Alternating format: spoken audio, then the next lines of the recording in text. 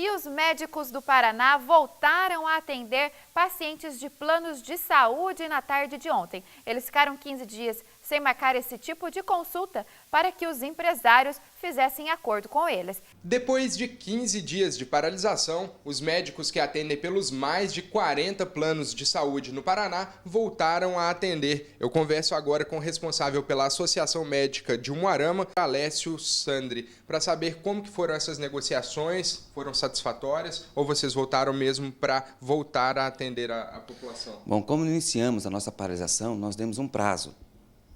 Como venceu esse prazo, independente do resultado da nossa paralisação, nós temos que voltar a atender em consideração aos usuários dos planos de saúde, que eles pagam um tributo caro e precisam desse retorno.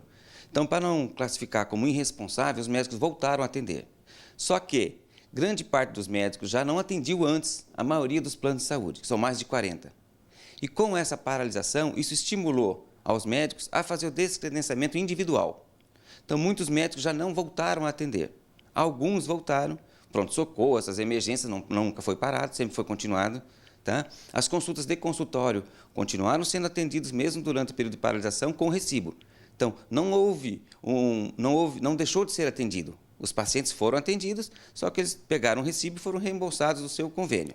O que nós queremos é que esses planos de saúde mercantilistas, que eles façam uma negociação com a classe médica, em que eles tenham um contrato, porque não existe um contrato de atendimento. E, na maioria das vezes, é rompido esse contrato unilateral. A operadora chega para o médico e fala assim, você não vai mais atender um plano X. E o médico fica sem atender. E grande parte dos médicos já deixaram de atender por cerca de quantos planos aqui em Umuarama? Principalmente no interior do estado, existem menos planos de saúde atuando. Aqui no interior, o plano de saúde que mais atua é a Cooperativa de Trabalho Médico, que é a Unimed. Que essa foi a primeira a negociar com os médicos, a ser sensível à causa dos médicos, e houve um reajuste já no começo do ano. E, paulatinamente, a Unimed está progredindo e pagando melhor o médico. Então, essa cooperativa, por não ser uma empresa mercantilista, por respeitar o médico, não entrou na greve. Foi atendido normalmente e continua atendendo. Outros planos de saúde aqui do interior, que não houve negociação, esses pararam.